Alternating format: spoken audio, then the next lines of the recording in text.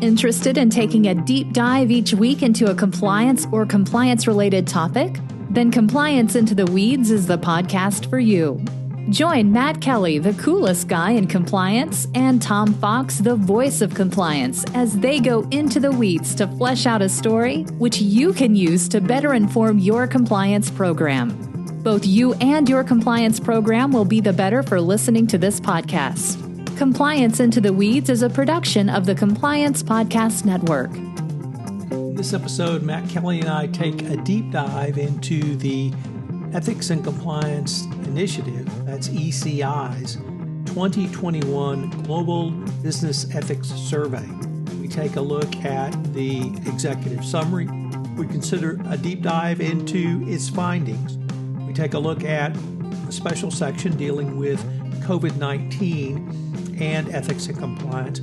We conclude by looking at some of the conclusions of the report and recommendations. It's a troubling report in many ways, but it's something that every compliance professional needs to be aware of. I know you will find it interesting and useful.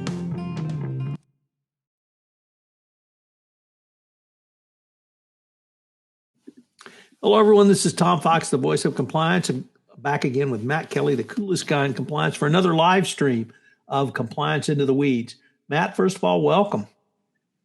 Hello, Tom. Good to be back here again. Matt, today we had the release of the ECI, Ethics and Compliance Institute 2021 Global Business Ethics Survey. There was certainly some very interesting information in there, but some either scary or troubling information that you were able to get out a blog post on today that we'll link to in the show notes. You want to set the stage for us on this? Yeah, sure. So this is one of those surveys that ECI puts them out, I think, every 3 years. Definitely worth a compliance officer's time to give it a read and see what is in there. It is an expansive survey of employees' observations about ethics and ethical conduct offices in their workplace.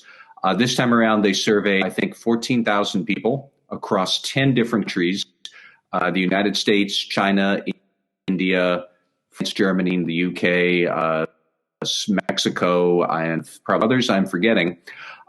It takes a deep dive into issues such as, do you witness ethical misconduct in the work? Do you report it? If you report it, do you feel retaliation? They try to split it up between entry-level or lower-level employees, mid-level managers versus senior executives. That's good cross-reference to look at as well. And what jumped out at me this year, so this year's report is based on survey data collected over the summer of 2020 when the pandemic was in the full swing. And the questions were along the lines of, what have in the last 12 months? So if you're asking that in like July or August of 2020, there's certainly a lot of pandemic experience in that last 12 months. The things that jumped out to me were that within the United States, a record number of employees said that they felt pressure to cut ethical corners on the job. And a record number also said they had reported misconduct, that they suffered some of retaliation. And those numbers, not only are they at records amounts, but the numbers themselves were pretty much double what they had been in the pre-ECI survey from 3 years earlier, data collected in 2017. So neither one of those things is good. They probably are tied to the pandemic, and we can talk about some of the other things in the report as well, but that's the headline stuff that's going on. There's a lot of pressure, both in the U.S., and I should say those trends also are true to a lesser extent for all employees globally across all 10 countries that ECI studied this time around. Matt, in addition to that specific finding that you highlighted in your report, frankly, I thought the key insight you brought was it's not the pandemic, it's change. And admittedly, the pandemic is the biggest change perhaps in our recorded lifetimes from the working environment, but it's really organizational change. And although we'll certainly talk about some of the changes from the pandemic, I really felt like that insight is going to help drive insights to compliance to respond to this going forward. So kudos on really pointing out it's not the pandemic; it's really organizational change. Well, but the give you go ahead. I was going to say I'll give the listeners some statistics to show what we mean here by that gap, because I thought it was great for ECI to call that out. Do you feel pressure to cut ethical corners at work? That's the question. For businesses that experience no organizational change, who you are, that you've none during a pandemic, I don't know. But for those who said they have not experienced any organizational change, 17% had no, or they're feeling pressure to cut corners. That you are 17. You have experienced at least one big organizational change. That number jumped up to 43%. So from 43, just by having some sort of organizational change. That was long before the pandemic, and we can talk about that too, but pandemic really brings it into sharp relief. There's some great stats there from ECI. Every type of ethics and issue, if you have experienced organizational change, that number is going to be worse. So that was the big through line. What you speculated on some of the potential changes in the COVID era and focusing on working from home. Could you explore that a little bit? Well, yes and no. So let's say everybody is working from home. Now that's going to be a big organizational change. I would say that compliance officers might want to zoom in on how has that change affected our internal reporting. Are you getting fewer reports submitted? And if you are, well, is that because employees, like physically, they see fewer of misconduct because they're not with their employees, their coworkers, see what's going on? Or are they reporting for incidents because they're fearful for their job? And maybe they are seeing it, but they are reporting it versus they're not even seeing it because they're not next to their coworkers. Or is it possible that they are seeing more observations? Are they reporting more observations even though they're working from home? How would that work? And I mean, this is speculation on my, I think it's no secret that if you're not physically with someone, you might feel less loyalty and camaraderie with coworkers you're sitting next to. So maybe you are less likely to try to rationalize some misconduct you see your friends committing, and in person, geez, I want to report it. I'm going to tell these guys that's dumb, knock it off. But if you see with some disembodied username on a Slack channel for the employees, you don't know who that is. You see some sort of inappropriate statement, might you report it a bit more? What the answer to any of those questions are. All I'm saying, clearly, that is one example of a workforce change. The pandemic might suddenly alter the data and the patterns that you're getting in a compliance program. You need to figure out, is that happening? If it is happening, why is it happening? And that's the sort of thing that the point that ECI really underlines for compliance officers about how urgent it is to understand how the pandemic and the changes thereof, how it's affecting your ethics program. There was also a fairly dramatic number around those employees who felt they had experienced retaliation, and a pretty big jump, or at least a statistically significant jump in that. Really, any thoughts around that as well? Well, so that went from 44 to 79% between 2017 and 2020. So that's a big jump, nearly double. I should stress that the question is if you believe suffered retaliation for speaking up. And there are employees who might believe they are being retaliated against when they have not, or they are misconstruing some section when it really wasn't anything personal, it wasn't retaliatory.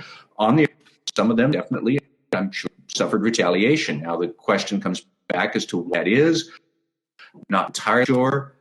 There are some interesting statistics, and if you bear with me, see if I can pull up some of the examples of what the retaliation was. Where is it here? My supervisor intentionally ignores me. Others are intentionally ignoring me. Personal items were stolen from me. That rose from 11% 3 years ago to 18% now. Actually, so what fell was other employees intentionally ignoring me or treating differently. That went down, I think, from 24% to 25%. Unfavored work assignments, that's another one. And differences with among countries. In fact, India was one where I think 90% of Indians who reported misconduct said they did, then subsequently felt retaliation. I think some of that might have to do with the tolerance of or the willingness of managers to engage in retaliation in probably countries that are more corrupt, and certainly China is more corrupt than most. We still have to deal with that sort of corruption issue. So a lot of data there that could help the compliance officer think through, where are my operations? If this is what people are reporting in those countries, how employees perhaps being affected along similar lines, and then match up your specific compliance program, your anti-retaliation protocols, your whatnot, are efficient or not. There's some pretty good benchmarking data here, I think, help people understand they might want to try to enforce some parts of their program more than others. So one of the interesting thoughts I had about this is it seems to run parallel with the findings we had around fraud and the ACFE's December report about increase in fraud. We've had the opportunity to have our colleague Jonathan Marks talk about that in the context of the fraud pentagon and the fraud triangle on everything compliance, but certainly the pressure seems to be increasing on employees. Obviously, we had the former head of KPMG in the United Kingdom was very explicit about the pressure he put on employees. Others of the big four are also being looked at for putting that type of pressure on. Is it really pressures being put on senior managers and they're just pushing that down, or is the economy, or is it something else? Actually, that's a good point. It's, I think, a little bit of both. I mean, I'm sure the economy and uncertainty is a big driver of this, but ECI also, like I said, had split out some of these answers depending on your seniority level, and across the board, more senior managers were more likely for these sorts of distressful circumstances than level employees. So senior executives were more likely to feel pressure to ethical corners. They were more likely to feel retaliation. They were more likely to observe troublesome conduct, and than lower level employees were. Now, also for both groups, they were reported all of those numbers in 2020 than 2016, but in particular, more senior level managers really seem to be suffering a lot of the pressure here and experiencing the adverse events and circumstances we would not to see. I'm not sure how much I can say why that is. I mean, to me, it feels obvious that the higher up you are, the more you feel to meet performance, the more responsibilities you have, the more you don't want to let down people. And, you know, if you are some entry-level person in their early 20s and you lose your job, that's not fun, but that's life. It happened to me. As opposed to if you're somebody in their mid-50s with a lot at stake and you've got a mortgage and family and whatnot you're trying to support, you will more pressure to succeed or to not fail. And, you know, it's a different circumstance. So maybe that's one of the reasons why. I don't know exactly, but yet again, it is something that the gravity of this can be for thought for compliance officers as you see what that big data says for all businesses and all people. How does that actually work at my own particular organization? What am I going to do to run to it? It's a lot of good data here to help you think those things through. You got a couple of ideas that I want to see if I could pair together and maybe have you get your comments on. The first was you said an immediate response from compliance is to sharpen your risk assessments so that you might be able to anticipate some of the problems. But then you also pointed to the 2008 financial crisis as perhaps a lesson in history or a historical point that we could look to to see where companies might be going and where compliance needs to respond. I was wondering if you could maybe tie those two together and help compliance officers understand what they can do with a risk assessment to help proactively or prevent some of these issues from becoming full-blown legal or ethical violations. Well, I think it feels right and the data show statistically in the E report that companies going through large organizational changes of more trouble with ethics and compliance behavior. I'm sure that is because when you're in a state of upheaval and people might be insecure about their own jobs, they might just be confused about what they're supposed to be in roles that nobody actually expected or they might be suited for. If you've done restructuring or a merger or something like that, people might be in the roles, they might not be experienced, they might not be trained. So compliance becomes fat. Plus, if you're just chucking a lot of institutional practices and knowledge out the window because of some big need for organizational change, that can lead to distress as well. So my whole point was that compliance officers should really appreciate that dynamic. The more big organizational stress you have, the more the officer, have to be to how's this maybe going to make my compliance program go sideways, and then start thinking through what are the organizational changes happening. It's funny because we're at this 1 year anniversary of the pandemic, kind of into a tailspin, and a year ago I would have thought economic disaster was at hand. And for a lot of businesses, that has not happened. For a lot of businesses, they endured a really difficult few months, and they recovered in the second half of 2020. A lot of businesses are great right now. A lot of businesses are taking it square in the teeth. They're not exactly sure when they're going to come back. So you have to think, how is your company going to respond to that? And an big operational level, the compliance consequence is going to be for that. Now, Tom, you had also mentioned the financial crisis.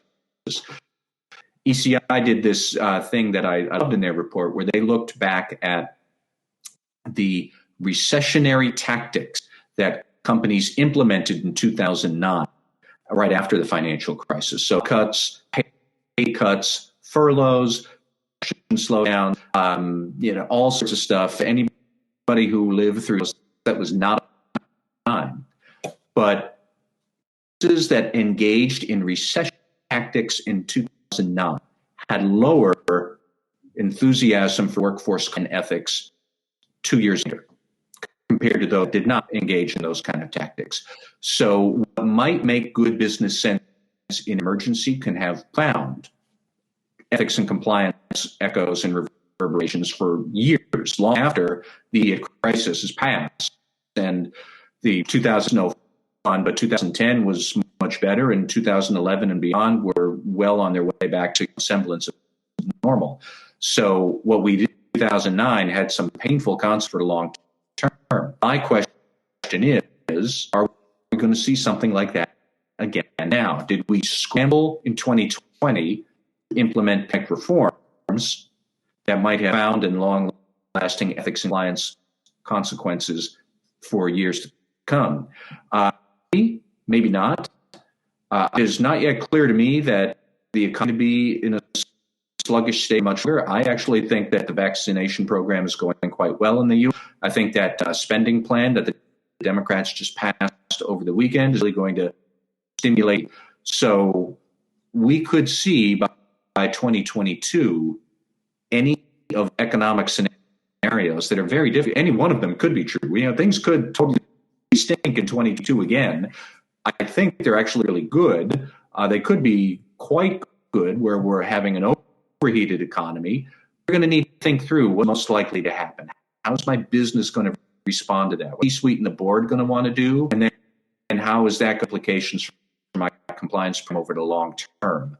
And then the more granular you get, the more statistic the ECI report can add. But those are kind of the big picture questions that I took away from the report.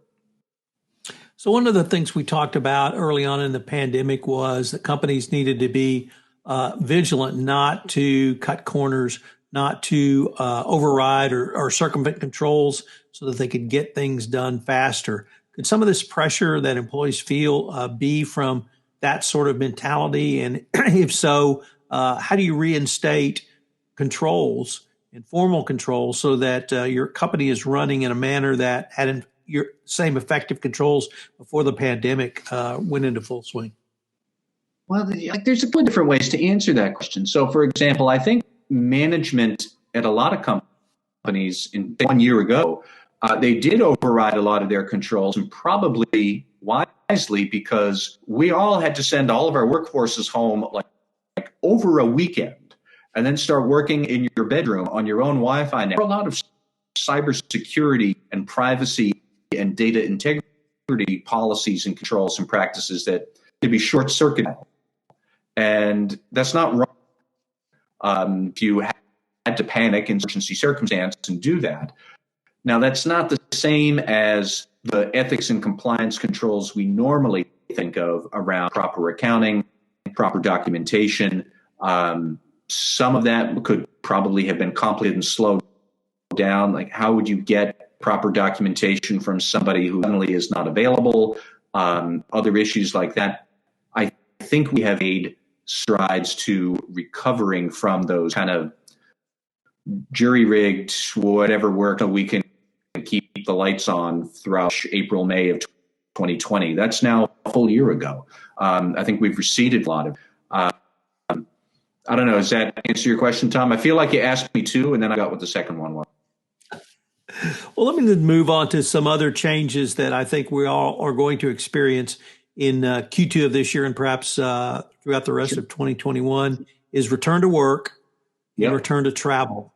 And how would you suggest a compliance officer, if not assess those risks, maybe think through what are the compliance angles to them?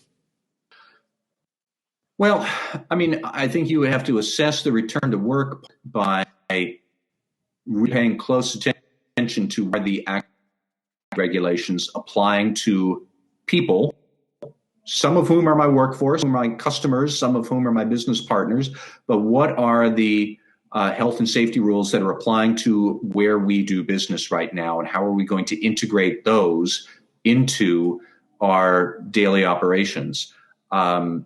I think that's going to be very chaotic for the next quarter or two. Tom, I think we talked about this a couple of weeks ago on a podcast where the CDC had just started saying that people with COVID vaccinations now no longer needed to quarantine. And that was if they came into contact with somebody who did have the virus. That was the first instance of the CDC saying people who are vaccinated get special privileges, the rest of us do not.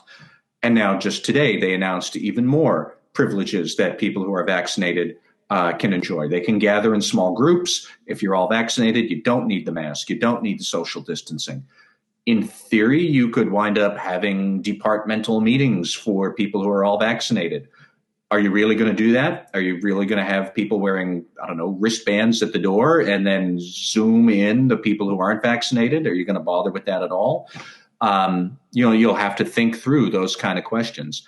I also am very bullish on vaccines. I think the United States is doing, at this point, a great job getting people vaccinated. I think by October, we probably will have most of us vaccinated and we'll be able to meet in very large groups where you would be able to travel. But you have to think through, what can I let a vaccinated employee do? What can I compel a non-vaccinated employee to do or not to do? Is it going to be worth the fight? Am I really going to compel employees to get vaccinated? Legally, you can. Practically, that might not be the best idea.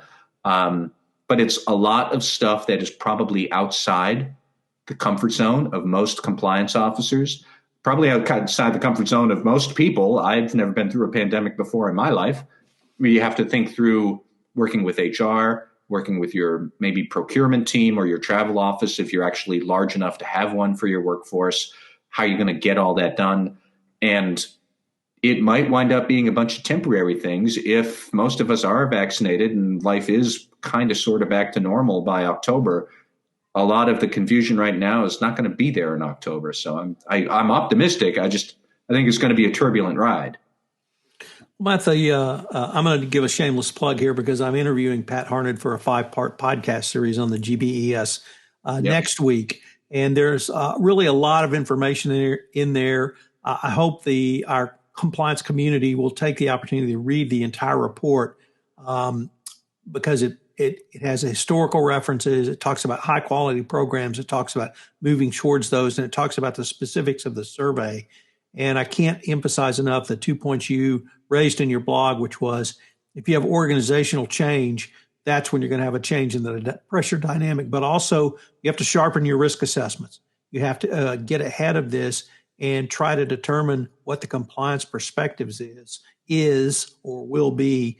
And so I hope our colleagues will take a couple of those messages to heart and really utilize this report to help them prepare for the rest of 2021 and beyond. I agree. Hello, everyone. This is Tom Fox again. I'd like to thank you for listening to this episode of Compliance Into the Weeds. I hope you will join Matt and I each Monday at 3 p.m. Central, where we live stream Compliance Into the Weeds, and you can pitch questions to us and be part of the engagement and commentary. If you have any questions for Matt, you can reach him at mkelly@radicalcompliance.com. If you have questions for me, you can reach me at tfox@tfoxlaw.com. I hope you've enjoyed this episode, and I hope you will join us again for an audio podcast or the live stream once again at 3 p.m. Central Time each Monday. Compliance Into the Weeds is a production of the Compliance Podcast Network and a proud member of C-Suite Radio.